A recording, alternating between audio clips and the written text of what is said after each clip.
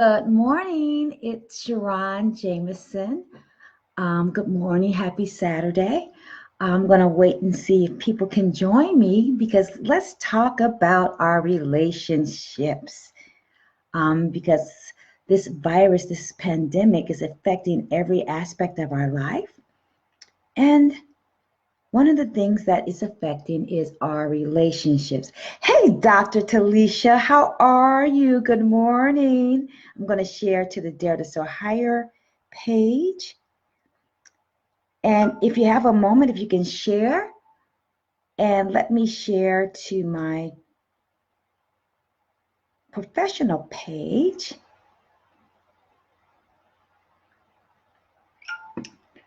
Fantastic. And if you're joining me, please tell me where you are joining me from this Saturday morning. Dr. Talisha and Tara, thank you so much. Good morning, beautiful to yourself, Dr. Talisha. I'm honored for your time. Well, let's get started. It's five of us, but let's get started because I think this is a very important conversation. Hey, Tank from California. I wanted to talk about the impact that the virus is having on our relationships. Because all week, as I am talking to my clients, I do a lot of marriage counseling. I'm also a minister and a life coach, and also in corporate America.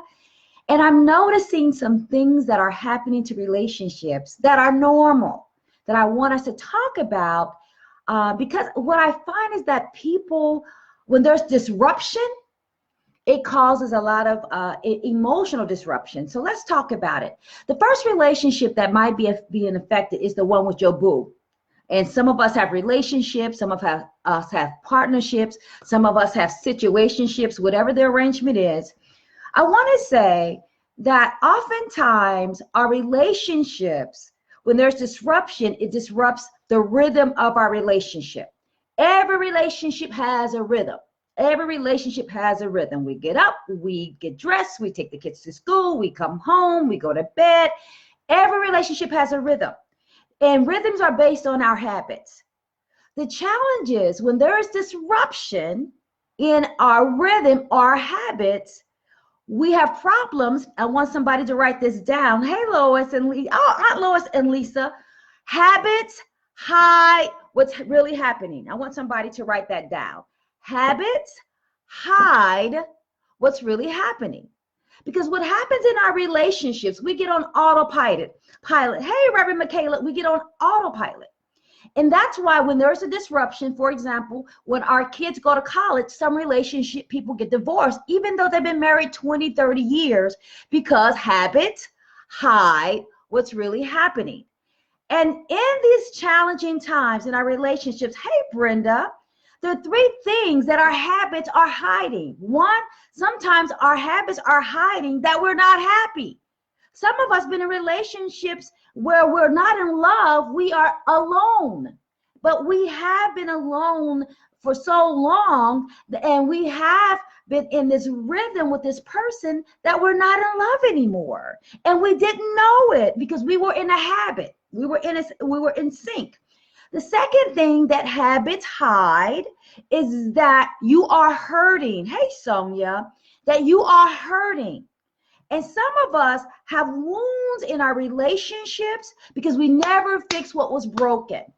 We never address our unhappiness. We never addressed our disconnection. So we just stayed and we started dying in the midst of the relationship, right? So our habits hide when we're not happy. Our habits hide when we are hurting.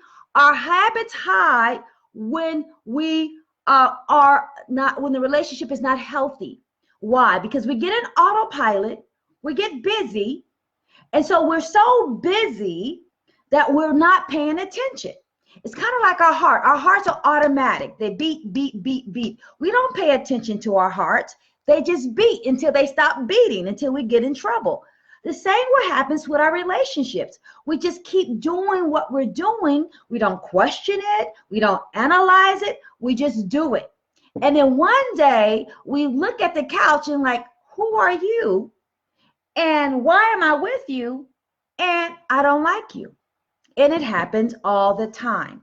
because we put our relationships on automatic, not because we're lazy, but we live at this pace, or we try to keep up with the Joneses, that we're doing everything else except for being with each other, right? Hey, Vivian. So when there is disruption, if somebody can write this down, disruption causes discovery, whether we want to or not.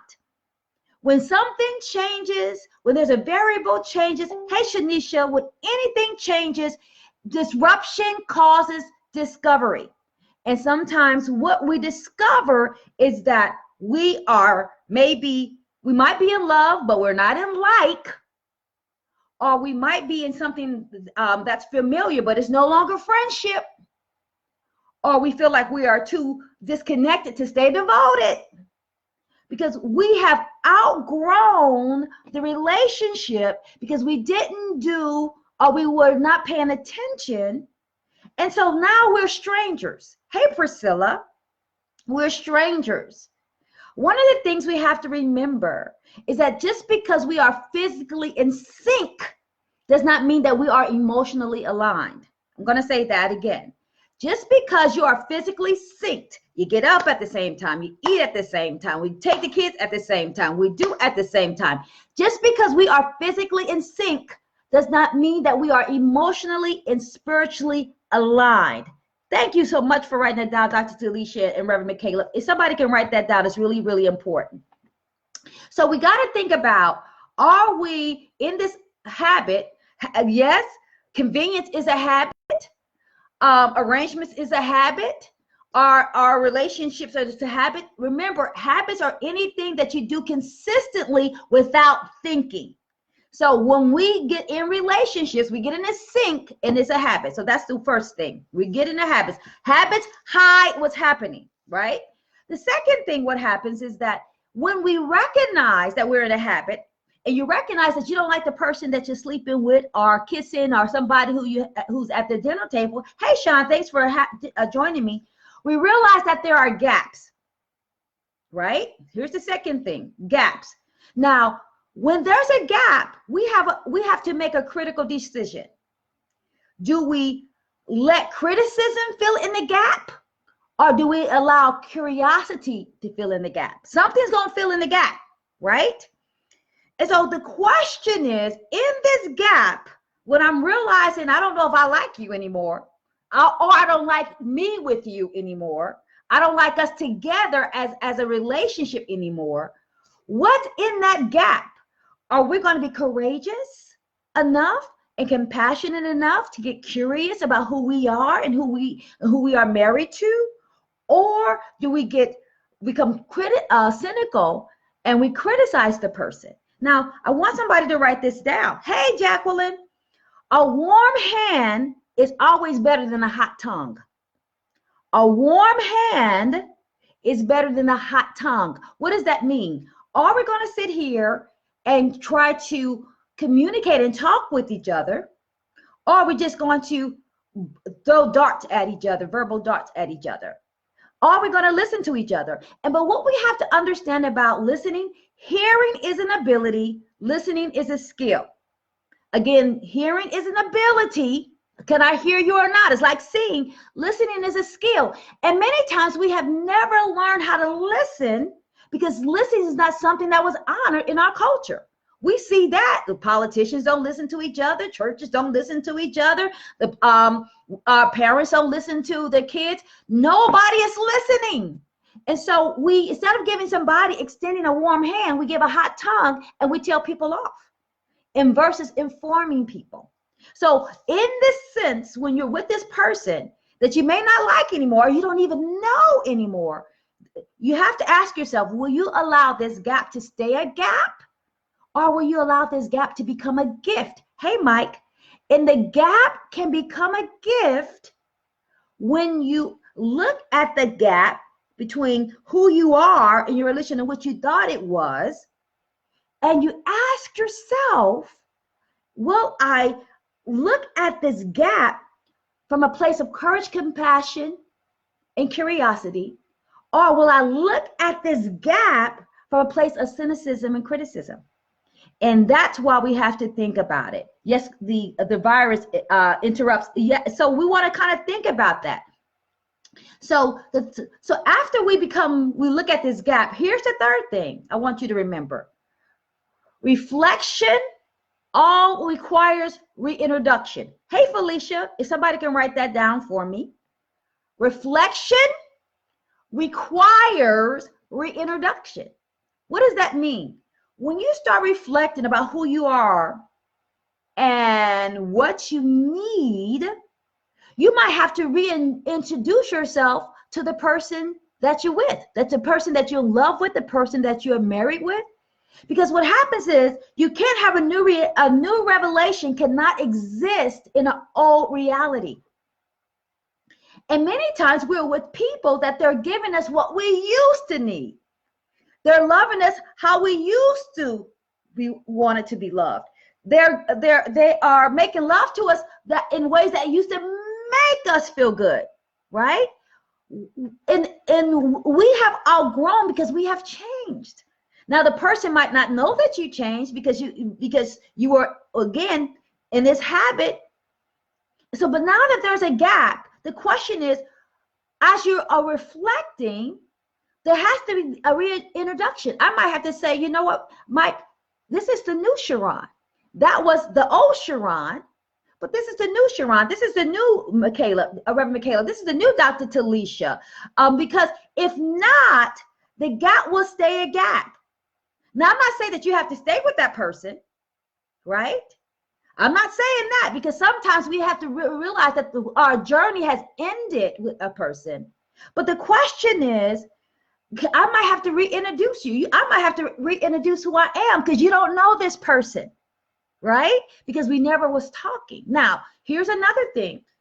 As you are doing your reflection, it's really important to remember that it's important to share with your partner and not just shock your partner, right? Share with the partner that you're changing versus not shocking your partner. Hey, Karen. Hey, Kim. One of the things I say a lot to my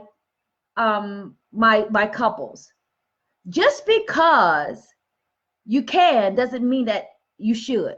Just because it's lawful doesn't mean that it's helpful, right? So you can come and say, I'm just gonna do what I want to do because I can do it. Shock. Or you can sit back and say, I think I want to do this, and let me tell you why. So we have to ask ourselves, if connection or even leaving amicably is the goal, do I have to shock you, or can I share with you? I like what Mike said, because the tongue be slow to speak. Like I said before, you want to have a warm hand and not a hot tongue, because once you say it, you can never take it back. And sticks and stones will break our bones, and words will never hurt me is a lie.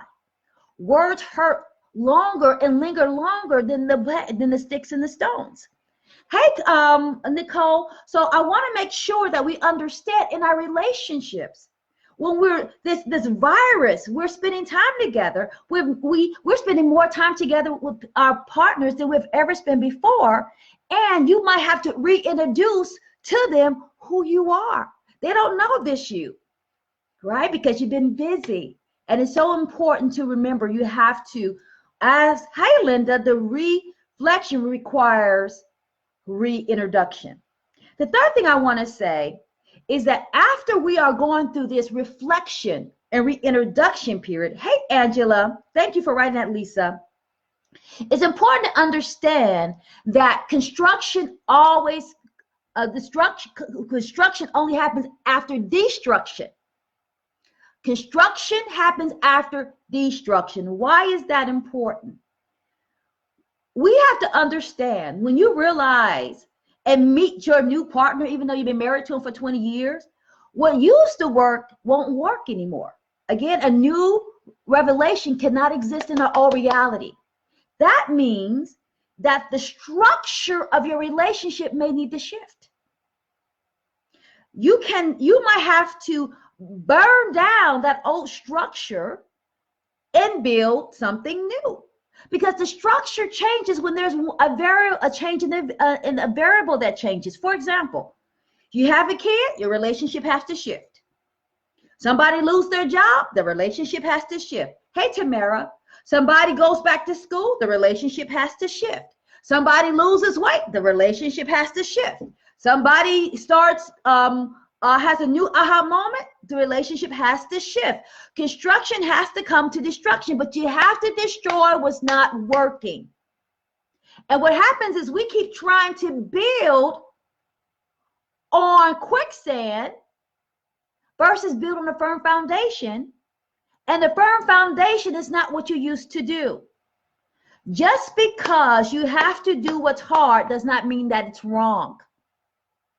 It's really, really important that sometimes the hard thing is the right thing. And the right thing is that we have to shift this relationship. Yes, Pastor Michaela, because you can't build something new in old skins. The relationship worked 20 years ago, but now you're 50. Or the relationship worked 2 months ago, but now there's a virus. The relationship may have worked a week ago, but now somebody was diagnosed with cancer.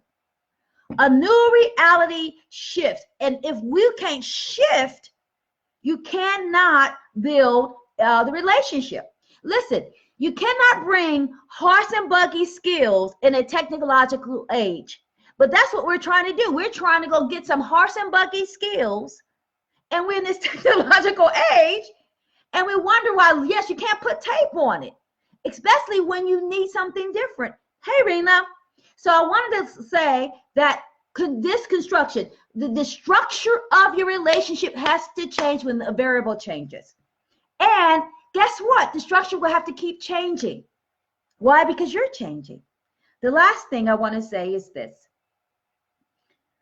You need tools, more tools in your tool belt when there's disruption. I want to give you an analogy.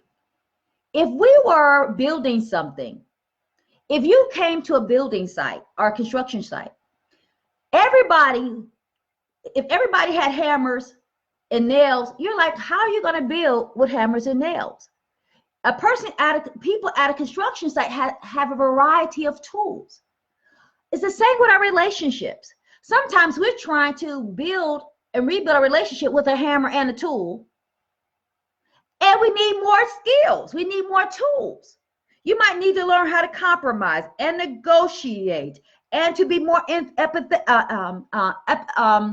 have more empathy. You might need to realize that you are the problem. You might need to realize that your old narratives doesn't fit this new situation, right? We cannot build new relationships, more complex relationships with old, dull tools. And some of us never learned how to have different tools of compromise. Some of us never learned how to have tools because we never saw it. A lot of us watched TV and we thought that in 30 minutes when the episode was over that people live happily ever after. That's a lie. Relationship takes work, right? And the work is you got to work on the relationship, work in the relationship, but you got to work on yourself and work in yourself, because when you're in relationship with another person, there's 3 relationships. They're working on themselves, you are working on yourself, and then you're working on the relationship. 3 organisms happening simultaneously. And if there's one area that you're not working on, guess what? That's going to be a weak link. Yes, a variety of tools makes a successful project. Stop trying to think that a hammer is all. But if you only know how to identify a nail, you're going to get a hammer. But sometimes we don't even know what we're looking at because we think that we can have relationships without any type of learning. Just like you had to learn to walk, you have to learn to be in relationship. And the learning is ongoing. Yes, it's full circle because we are always growing and evolving. Hey, Tamara. So that's the relationship with your boo.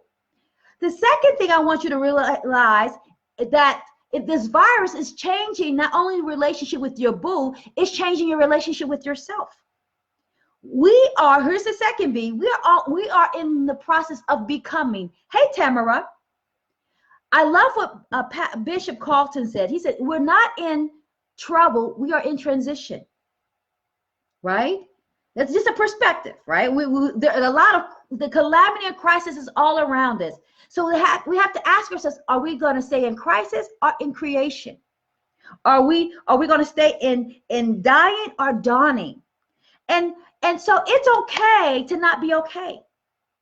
It's okay to know that you're becoming, that you unlearn, that you're unraveling, that you're reckoning with who you are and reckoning who God has called you to be. And you're in this reckoning process, right? It's all part of the journey. I want you to ask yourself 4 critical questions that I ask all of my clients in Dare to Be Me. 1, what's nagging at you? Nagging. If somebody can write that down for me. What's nagging? Nagging is an indication that what you're doing is not it, that you're not happy. Nagging. So here's the question. If this is not it, what is? Nagging is a question we have to ask ourselves. What's nagging at us? If this is not it, what is? Nagging. The second question we have to ask ourselves, are we numbing? Numbing is this temporary way of trying to soothe ourselves. And some of us will numb. People are eating too much, talking too much, texting too much. Some of us are spending too much. Amazon coming at your door every day. And so we have to ask ourselves, what's numbing? Numbing is a sign that you want temporary relief. So here's the question. If I'm numbing now, what am I really avoiding in the future? That's the question. If I'm numbing now, if I'm seeking short-term relief, what am I avoiding in the future? So what's nagging? Where are you numbing? Here's the third question. Where are you begging? What are you begging? And begging is, what am I hustling? Hustling to get love. I'm hustling to get affection. I'm hustling for approval. Where are you? That's begging. The question is, that's the third question. You're begging. The question is, why am I begging? If I'm begging for love, why am I not giving it to myself? If I'm begging for affirmation, why am I staying in places where I'm not affirmed? If I'm begging to be seen, why am I staying at a place where I am invisible? Begging. We have to ask ourselves, where and why are we begging? Because we all have been begging. I just realized I've been doing some begging, right? The fourth question I want to ask ourselves is, where are we bargaining? Bargaining. How does bargaining show up? The bargaining shows up as, I will do less of something to get something. For example, I will be less of me to be in relationship with you. I will dim my light to make you feel better. I will silence my voice to not make you uncomfortable, right? That's bargaining. The bargaining might also be, I will give you hours for cash. That's called employment, right? But that's just a form of bargaining. We all are bargaining. But here's the question. I want you to ask yourself, is the price too high? Am I bargaining, and am I bargaining away my soul? Am I bargaining away my spirit? Am I bargaining away my character? Is the price too high? I don't mind bargaining, but am I getting a bad deal? 4 questions I want you to ask yourself. Are you nagging? Ask yourself, if that's not it, what is? Are you numbing yourself? That means that you are trying to shut something down that's trying to get your attention. Are you begging? Hey, Amanda, are you begging for something and hustling and asking and pleading and people pleasing? Because whatever you are trying to get for someone that you can't give to yourself. And are you bargaining? And it means that, what are you giving up to be in relationships? Are you cutting off your arm to be with people because the relationship is too small for your genius?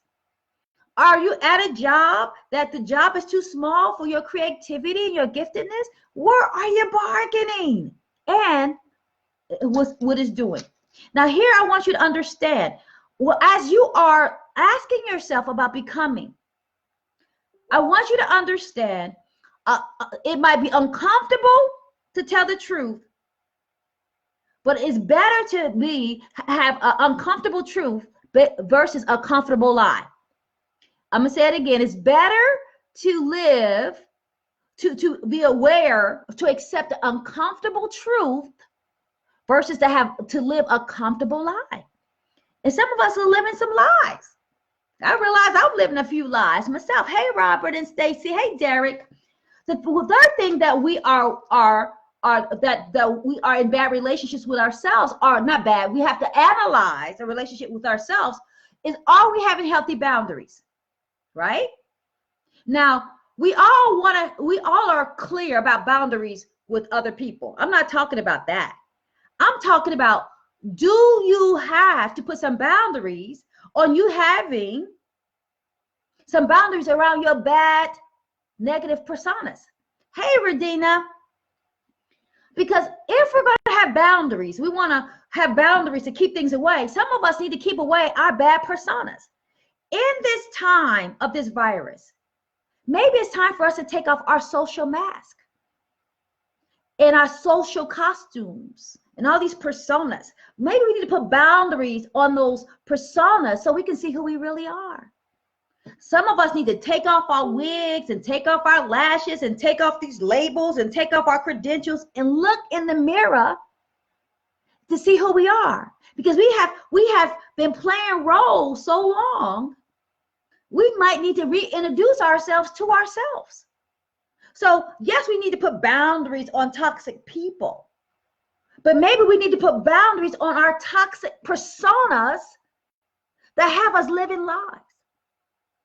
You live a lie for too long, you will die. And some of us are dying because we live in lives because we want to put boundaries to keep toxic people out, but the toxic person is the person in the mirror. Yeah? So we have to put boundaries around our toxic personas, because our toxic personas have us living lives that are not our own. Our toxic personas has us living lives that are beneath our potential. These toxic lies have us, these personas have us saying yes when we really say no. Because we won't push the boundary, put boundaries around our own toxicity called our personas. We all have them, right? Yeah, cold turkey. The other thing we have to put boundaries around, since we want to put boundaries around toxic people, right? Our toxic personas, we need to put some boundaries around our toxic, poisonous perspectives. We got to put some boundaries around that. We have to tell fear, you can't live with me every day. We have to tell our doubt, you can't have residence in my heart every day. We have to tell lack, you cannot inform me every day. We have to tell insecurity, you can't just hang with me every single day. We have to tell worthlessness, I'm sorry, we can't party every single day. So yes, we have to act as we say to ourselves, we want to have boundaries around people, boundaries around persona, but what about our poisonous perspectives? Can we have some boundaries around this sense that we're not enough?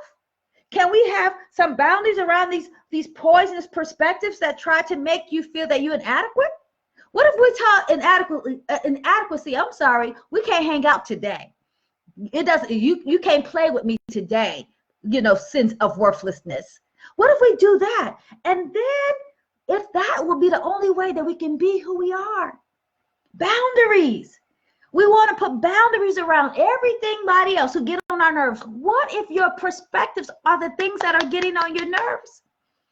What if we need to have, again, I love a renewed mind. I love what Sean said, will we lie and steal? We got to do that every single day. Yes, Lisa, I love that. Yes, Reverend Michaela. What about that? How do we know our perspectives are poisonous?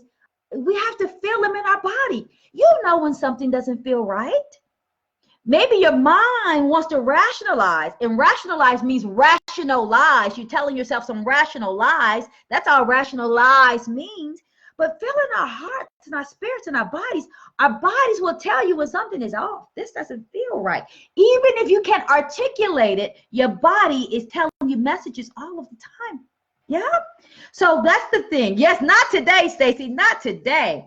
The third thing I want you to consider is that we not only have to have a relationship with our boo, a relationship with ourselves, how about the relationship with our lives? All week I've been talking to my clients and people are telling me, I'm bored. I'm just bored. You're too brilliant to be bored. You are too brilliant to be bored. Can I say this? You're not bored. You're trying to justify not doing the work. Yes, I said it. I know that sounds mean. Hey, Sheila, we use boredom to advocate responsibility to look deeper in our own souls. We use boredom so that we don't have to look in the mirror and ask ourselves, what do you like to do? Because we're used to being told what to do. We have been taught in our culture to be entertained but not inspired. We have been given education but not been taught to use our imagination. Hi, Lisa. But our imagination is what gives you fulfillment. When I was a little kid and I was born in the 60s, our parents, we didn't have toys. We had to make up some toys. I had imaginary friends. My parents, if I didn't have a book, my parents used to say, go write a book. You know, we had sticks and we call it a bat. We made all types. Our imagination. But imagination needs freedom to roam. Imagination doesn't live in constriction. It lives in openness. But we have been taught that we have to make people happy. Go make yourself happy. We are too brilliant to be bored. If you're bored, that means lovingly, sister, and lovingly, I have to tell myself that either we're stuck or we have settled. And anytime you're settled, that means the best you can do if you live a settled life is to be mediocre at best. Anytime you're mediocre, that means you have settled.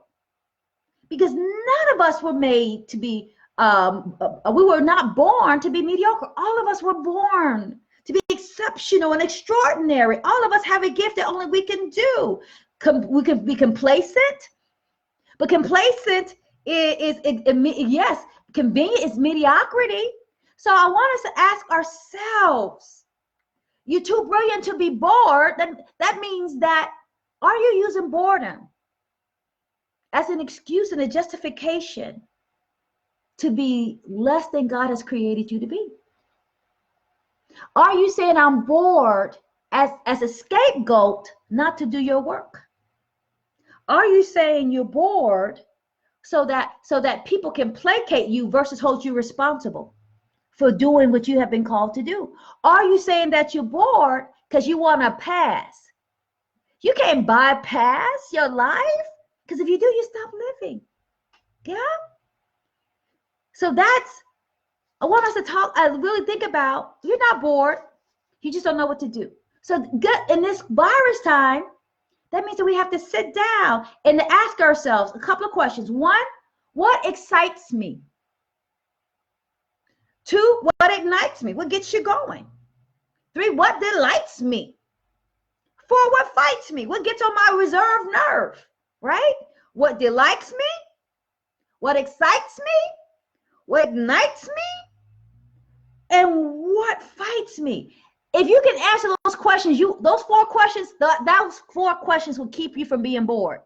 Hey, Mike and Kelly, because if we continue to think that we can have a new life or a new revelation under an old set of rules, if we think that we can succumb to the status quo will become our straitjacket versus our livelihood. The status quo is a cage. It's a mind-numbing cage. It is the constructs These rules will suffocate the life out of you, and it will strangle your creativity. Some of us are strangled. We're not bored, we're just strangled. We're not bored, we're just suffocated. What excites you, what ignites you, what fights you, what delights you.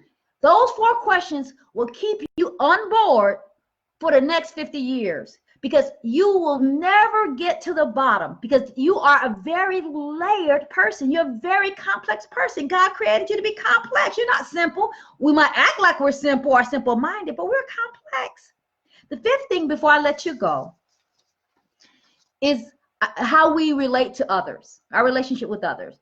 I want you to understand, as I had to tell myself, that even though people are behaving badly, they're being as brave as they can be. This is a scary situation for all of us. So you might not be in the grocery store taking all the bread. You might not be beating somebody up over some water, but you might be stealing some gloves at the hospital and putting it under your wig. You might be, saying mean things to people. Hi, Patsy. You might be condemning people. Something is a new chapter in my book, and I want somebody to write this down. Inexperience always has something to say until reality shuts its mouth. I'm going to say that again. Inexperience always has something to say until reality shuts its mouth. So yes, people are behaving badly. We don't know their context. We don't know what's happening. People hiding stuff in their bra, hiding stuff in their wigs, putting stuff in their pockets, fighting over the bread, buying up all the toilet paper. And some of us got to drip dry. Ain't no toilet paper. Some of us just got to jump in the shower every time we get off the toilet because we ain't no toilet paper, right? Because people stealing the toilet paper. Some of us still thirsty right now. Hey, Donna, because we ain't got no water because people still taking the water. This virus, it's easy to condemn people. Like, look how she acted, and condemn somebody's character. But sometimes people are doing the best they can under the circumstances. They're scared. And sometimes people are doing the best that they can do. It looks crappy, but that might be all they have. I think we're so careful to judge somebody's character, but judging somebody's character, what does that say about our own consciousness? We all are scared. We all have been something that we have never done before. And I had to call myself because I was talking about people like a dog. Yes, I was. I'm like, look at her acting a fool at the store. But look at me acting a fool talking about them, and I don't know their situation. They might be scared. They might have lost their job. Their kid can be sick. Their mother can be sick. Somebody could have died. I don't know. So inexperience always will say something until reality will shut its mouth. And some of us, me included, needs reality to shut my mouth because I've been talking too much, and I have not walked a mile in someone else's shoes. And if I have walked a mile in their shoes, I haven't walked in the shoes in the same type of terrain. It's one thing to walk on the pavement, it's another thing to walk up a hill. And so if we don't know where they're walking and how they're walking and if their shoes fit, it's easy to say something because we're all wearing we're wearing the same pair of shoes during this time. Yes, but however, the shoes are going to fit differently based on the contours of our life. Hey, John and Jay and Donald, remember, even if it looks like the same situation, we're wired differently. And so since we are all wired differently, we're going to experience the same situation differently. So we got to make sure, hey, Relentless Aaron, that we're not judging. Yes, Regina, we can't judge. And I've been judging people. Ooh, I've been all up. Ooh, I could be kicked out the pulpit for some of the things I have said. Yeah? So I want us to think about, as I end, I want you to remember this, please. One, this virus has changed your relationship with your boo. And you will never have that relationship again. You will have a new normal. A new normal is not a bad thing. Yes, some people will get divorced after this virus, but some people will have deeper relationships if they're able to do the talking. This disruption does not have to cause disconnection. this disruption can cause more devotion if you're talking. But again, I want to say it again, listening, hearing is an ability, listening is a skill. Are you listening to what people are saying and what people are not saying? That's the one thing. It will change your relationship with your boo. Hey, Greg. 2, this virus will change your relationship with yourself. You are becoming and unbecoming simultaneously, right? Hi, Angela. You have to understand that what used to fit you might not fit you anymore. You have outgrown some of your own beliefs and some of your own habits. So make sure that you don't let the habit make you miss what's really happening in your life, right? Your relationship to yourself. 2, you will have to understand that you have to have boundaries. Hey, Tamara. And the boundaries is not just based on keeping other people out. The boundaries might need to keep your old perspectives out and your old personas out, because your old perspectives and your own personas will distort your vision. You are not who you think you are. Let this virus shed and burn all of who you are not so you can be refined. Hey, Jerika and Cynthia. Good. You're not bored. You're too brilliant to be bored. Ask yourself 4 questions. What delights you, what fights you, what excites you, what ignites you. That will keep you busy for at least a couple of months, right? And then I want you to remember a relationship with others. People are doing the best they can. It might be raggedy, but that might be all they have. And we got to be careful that just because, you look like people are not acting behavior. Some people say it like this. Some people act like crumbs. Some people act like a feast. But you don't know their past, and you don't know their present, and you don't know their future. So we all are in transition. Yeah. So I hope this was helpful. If it was helpful, please share it. Thanks, Tamara and Tank. Please share it with other people. This virus is changing your relationships with yourself, with the world, with your life, with your boo. And I want to end with this. After all this happens, you might find out that you don't love who you think you love. And you might find out that what was true is no longer true. You might find out what was true about your relationship is no longer true. What's true about who you are is no longer true. That what you like is no longer true. And guess what? We have to understand and be okay that this truth will come forth, whether we want it or not. Again, we're not in, we have a choice. We can be in trouble, our transition. We can be in crisis, our creation. We can be in disruption, our development. We can be in comfort, our encourage. We can be in dying, our dawning. We can be in love, our lack. We can be in momentum, our misery. But we get to choose. Yes, we get to choose. Thank you so much for being here, everybody. Dr. Alicia and Lisa and Linda. I hope this blessed somebody. If it did, please share it out. If you're not part of my mailing list, please, I've been sending out worksheets. I've been sending out videos. I've been sending out things to help us get some clarity. This is a time of clarity. This is a time of refinement, not confinement, refinement. Refinement, evolution, transformation, ascension. But you got to ask the tough questions. The quality of our life will be based on the quality of our questions. And so we have to ask ourselves some questions so we don't go into a new future trying to live an old, outdated, stagnated, poisonous past. Amen? Amen. So please, please, please share it. Please share it. Join my mailing list, and I'll come back hopefully, and because I want to talk about this relationship some more. Next week I might come back and talk about how to fight fair, because some of us doing some underhanded stuff. But again, warm hand is always better than a hot tongue. Yeah. Blessings. Thanks so much, everybody, for joining me. Please share it. Please join my mailing list, and blessings to you all. And I'm praying for you. Let's pray for each other, because we all have been in a situation that we have never been before. Blessings. God bless you.